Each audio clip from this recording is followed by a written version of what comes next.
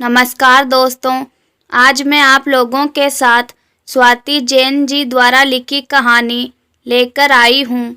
बेटी सांची, इस बार भी मैं तेरी डिलीवरी मायके में ही करवाऊँगी। मैंने तेरी सास से भी बात कर ली है, उन्हें कोई एतराज़ नहीं।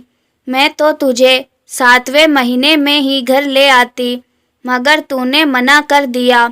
खैर अब 9वां महीना लग गया है।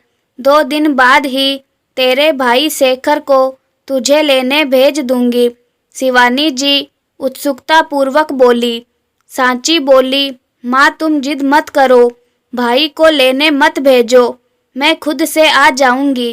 कैसी बात कर रही हो सांची, 9वां महीना लग चुका है, ऐसे में बेटा अकेले आना ठीक नहीं होगा। शिवानी जी चिंता व्यक्त करते हुए बोली, माँ मैं जरा राकेश से बात करके तुम्हें बताती हूँ। भैया को अभी मत भेजो, सांची बोली। फ़ोन रख कर सांची को अपनी पहली डिलीवरी के दिन याद आ गए। 7वें महीने में ही माँ ने मायके बुला लिया था और 9वां महीना लगते ही 4 दिन ऊपर चढ़े थे और सांची की डिलीवरी हो गई। सांची को बेटा हुआ था जो बहुत कमज़ोर था। सांची की माँ शिवानी जी पूरे दिन सांची और उसके बच्चे की देखभाल करती थी। सांची का यह पहला बच्चा था, जिस वजह से उसे बिल्कुल बच्चा संभालने का अनुभव नहीं था। ऐसे में शिवानी जी ही बच्चे की पूरी तरह से देखभाल करती थी। सांची को बच्चे को दूध पिलाने में भी तकलीफ़ महसूस होती थी। डिलीवरी के समय आए हुए टाँकों की वजह से उसे ठीक से बैठने में भी तकलीफ़ होती थी। तब शिवानी जी ही बेबी को दूध पिलाने में सांची की मदद किया करती थी। शिवानी जी ने महीनों पहले से ही मलाई से देसी घी निकाल कर जमा कर रखा था, जिससे उन्होंने देसी घी में गोंद के लड्डू बनाए थे। बीजों से बना मुखवास भी तैयार कर रखा था। शिवानी जी कहती थी उसे खाने से दूध अच्छा बनता है। रोज पौष्टिक खाना बनाती, खाने में ड्राई फ्रूट्स डालती, जिससे सांची और बच्चा स्वस्थ रहे। सांची की डिलीवरी के वह 40 दिन बड़ी मुश्किल से बीते। खून का भी भारी बहाव रहा, टाँकों का दुखना और शरीर की कमजोरी अलग। शिवानी जी ने बेटी और बच्चे के लिए मालिश वाली भी लगा दी थी, जिससे सांची को बहुत राहत मिली। बच्चा भी मालिश होने के बाद 3 घंटे अच्छी नींद लेता।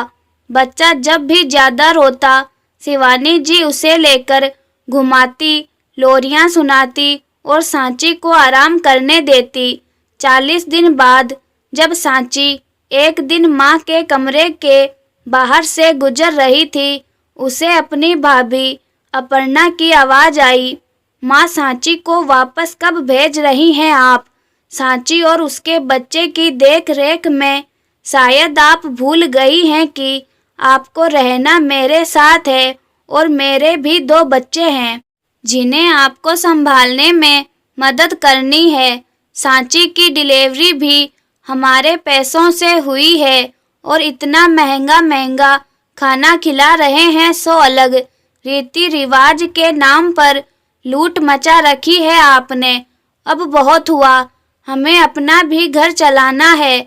शिवानी जी की आंखें आंसुओं से भीगी हुई थी। सांची यह सब देखकर अपने कमरे में आकर रो पड़ी। सांची को पहले दिन से ही लग रहा था कि भाभी कुछ उखड़ी हुई है, मगर आज पता चला कि उनके मन में क्या चल रहा है। सांची ने अपने पति राकेश को फ़ोन किया और उसे अगले दिन लेने आने को कहा। राकेश बोला, सांची मैं तो तुम्हें जाने भी नहीं दे रहा था, मगर माँ ने इतनी जिद की, इसीलिए कुछ बोल ना पाया। सांची बोली, माँ कभी अपने बच्चों में भेदभाव नहीं करती राकेश। माँ ने मेरी डिलीवरी के इन 40 दिनों में मुझे बहुत आराम दिया, मगर माँ की यह हालत देखकर मैं बहुत दुखी हूँ। माँ ने हमेशा भाभी और उनके बच्चों को भी इतना ही मान दिया, मगर शायद भाभी कभी हमें अपना नहीं समझ पाई। राकेश दूसरे दिन आकर सांची को ले गया और सांची ने यह बात गुप्त ही रखी कि उसने भाभी की बातें सुन ली थी। सांची को दूसरा बच्चा होने वाला है और आज माँ का फिर से फोन आया, मगर सांची ने इस बार सोच लिया है कि वह यहीं ससुराल में अपनी डिलीवरी करवाएगी। अपनी वजह से माँ को तानों का शिकार नहीं होने देगी। सांची की सासू माँ गोदावरी जी बोली, सांची तुम्हारी माँ का फोन आया था, तुम्हें डिलीवरी पर बुलाया है। सांची बोली, मैं डिलीवरी पर मायके नहीं जाऊंगी, इस बार यहीं करवा लूंगी। लक्ष्य भी तो स्कूल जाने लगा है, ऐसे में माँ के यहाँ कैसे जा सकती हूँ। सासू माँ बोली, बेटा जैसी तेरी इच्छा। सांची ने शिवानी जी को फोन किया और लक्ष्य की स्कूल का बहाना बना दिया।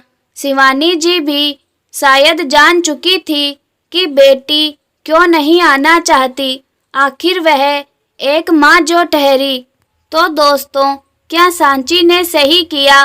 मुझे कमेंट सेक्शन में ज़रूर बताएं।